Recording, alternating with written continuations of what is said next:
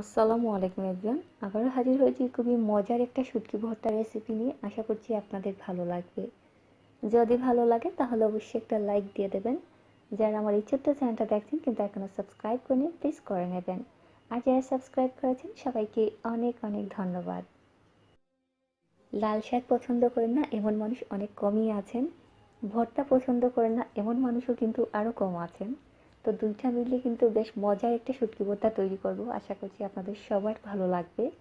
যদি ভালো লাগে তাহলে অবশ্যই একটা লাইক দিয়ে দেবেন। তো দেখতেই পাচ্ছেন এখানে আমি লাল শাক নিয়েছি, সাথে নিয়েছি পেঁয়াজ, রসুন, শুটকি আর হচ্ছে শুকনা মরিচ। চাইলে আপনারা কাঁচামরিচও ব্যবহার করতে পারেন, কোনো অসুবিধা নেই। যেহেতু শুটকি ভর্তায় কিন্তু আপনারা আপনাদের পছন্দ মতো যে কোনো কিছুর পরিমাণ বাড়িয়ে কমিয়ে দিতে পারেন। এবারে সব কিছু কেটে ধুয়ে পরিষ্কার করে চলে যাচ্ছি রান্না করতে। তো দেখতেই পাচ্ছেন প্রথমে একটা ফ্রাই প্যান বসিয়ে দিয়েছি, দিয়ে দিচ্ছি অল্প একটু রান্নার তেল। এবারে আমি প্রথমে মরিচগুলোকে ভেজে নেব।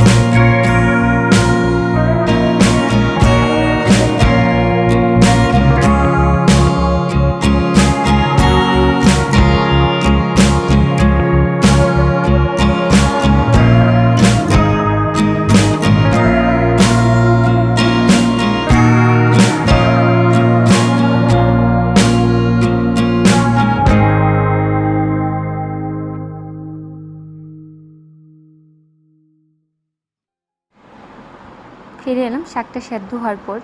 এই পর্যায়ে শাকটাকে নামিয়ে রেখে দিচ্ছি আর অপেক্ষা করছি ঠান্ডা হওয়া পর্যন্ত।